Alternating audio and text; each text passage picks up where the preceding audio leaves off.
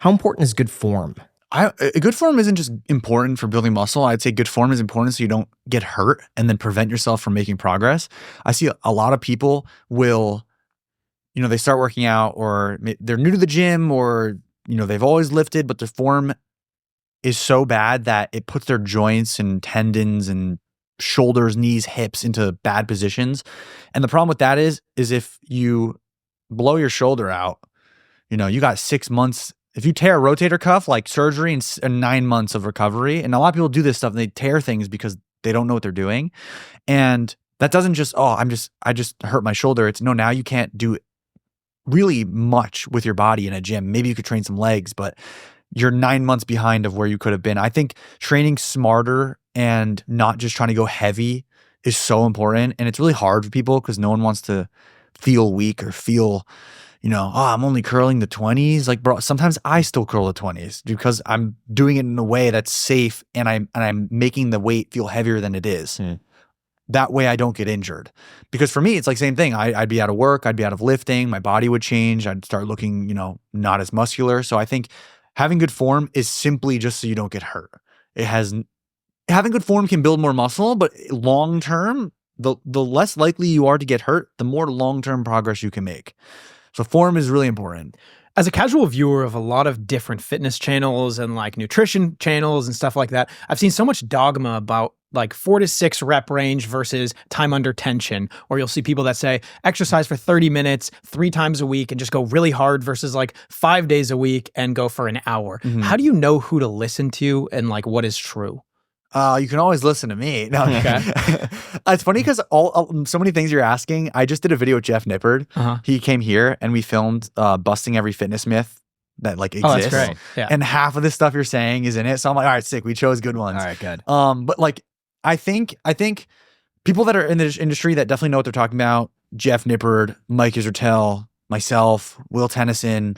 Like, I think you got to look at all of the advice and find the commonalities in them of, it seems to be everybody's saying that we should be training slow and controlled. 8 out of 10 people are saying that it's probably right. Like, just try not to be stupid. It's 8 out of 10 people said you should go slow.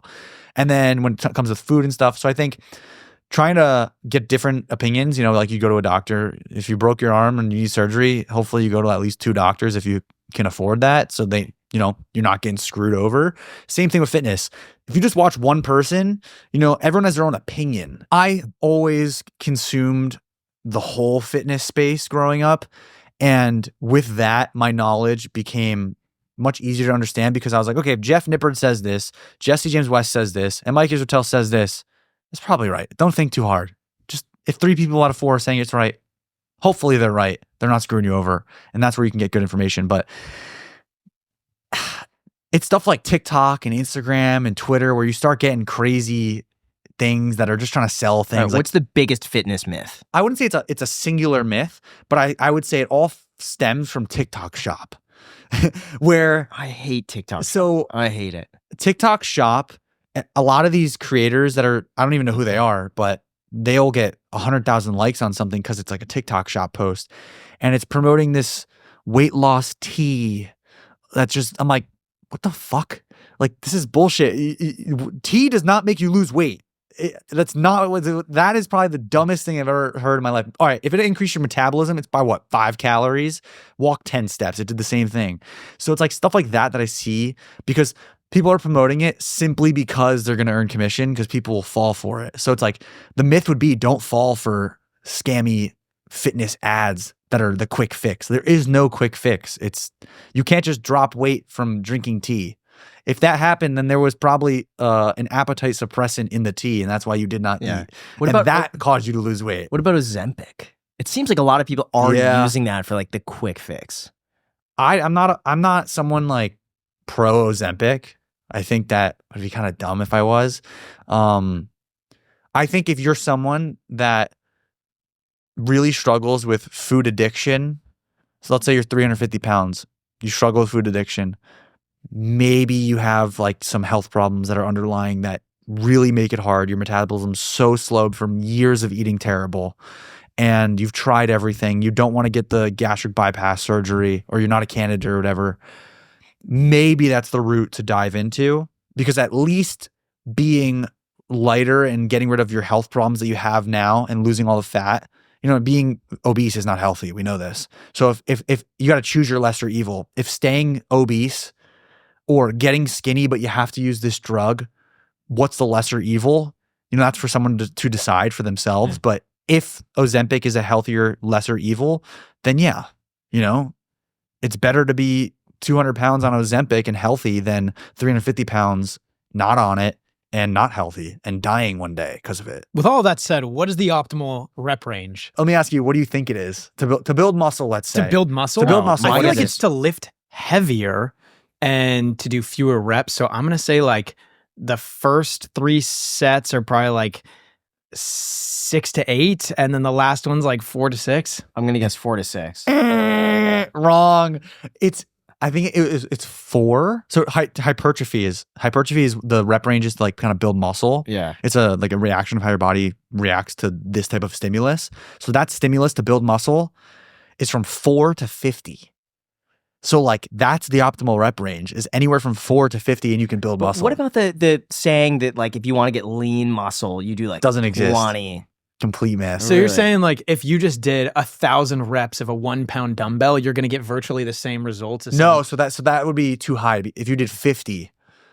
If you did 50 reps, let's say 10 pounds. Wow. So anything over 50. Over 50 is like What are you doing? is the data, the scientific evidence shows that you're not going to build muscles optimally as 49. What about cardio? What about it? I constantly struggle between just eating less or doing cardio, just for putting on muscle. Well, for putting on muscle, neither of those options are good. You want to be able to either eat at maintenance, especially if you're new to the gym, or eat in a surplus, so like more than your body needs so that food will go somewhere, it'll go to the muscle. And then cardio, I mean, if you're trying to lose fat, yeah, I'm trying to lose fat. You're trying to lose fat, Body get fat shredded, but get shredded. And I like, would put on say, muscle. you're asking for a lot. I would say, 20 to 30 minutes, some moderate cardio, and decrease your calories by 250 of whatever your maintenance level is. And that's a really good starting point. You will lose weight pretty quick. How do you find your maintenance calorie? Oh, it's kind of tough. I feel like it comes from trial and error.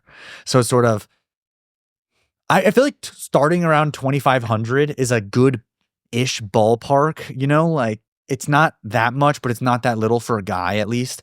And eat 2,500 calories, eat 1 gram of protein per body pound you are. So if you're 180 pounds, you eat 180 grams of protein. Your fats, keep them above 50, but lower than 70 around that mark, and just fill in the rest with carbs. See how your body reacts. If you're dropping weight quick, you got to eat more. If you're staying the same, drop them a little bit.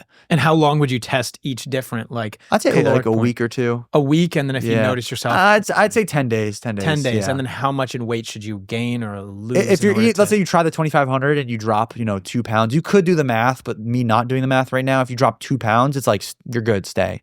You're gonna achieve your goal. 2 pounds in 1 week. Yeah, Or sorry, in 10 days. In 10 days, because like you want to lose like 1.5 pounds a week to 1 pound, so you're around 2 pounds in 10 days, But if you gain 2 pounds, it's like, okay, now you got to drop it, another 250. And what about legs for weight loss? I've heard that if you train your legs, since it's so much muscle that's Everything you're saying is in my video, I That's swear. so And I'm not funny. trying to plug it. It's just like, I'm so glad we chose those there. Okay, questions. well, we'll put it down below in the It's description. okay, You guys yeah. can check at the end of the video after you subscribe and like the video. Yeah. You'll see it. Okay, I'm curious because the legs, obviously, it's so much muscle in your body. Yeah. And a lot of the metabolizing and the calories that are burning come after the gym when it's the Yeah. muscles like rebuilding itself. This is at True. least my understanding of it. So if you train your legs, it's so much of your muscle, like your volume is rebuilding itself. I see so you're the burning a lot. the mindset there, and then like your body's sending all of its signals to heal this wounded muscle that you're trying to grow. So maybe there's some, essence of extra calorie burn, but I think it's so minimal. It's like when people say you burn more calories in the ice bath. It's like maybe 3 calories you're burning, but those type of things, it's like on average, maybe you walk 500 steps less that day. It's like then you're it did nothing, You'd have to be really consistent on everything you're doing. I think stuff like that don't really worry about. I think look at the big picture. Am I eating more than I need? A caloric surplus. Am I eating it less than I need? Caloric deficit. Surplus, gain weight. Deficit, lose weight. Simple. Pick one that you want to do.